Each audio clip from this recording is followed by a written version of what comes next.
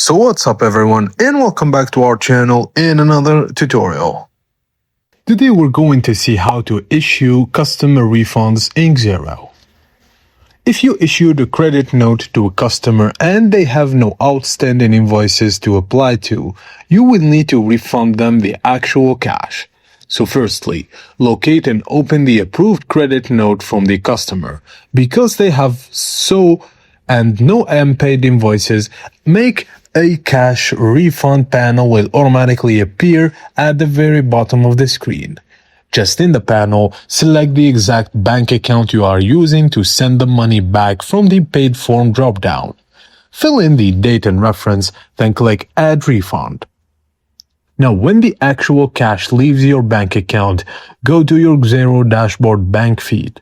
The transaction should automatically match with the refund you just created. If it doesn't, click Find and Match to locate the credit note and reconcile it.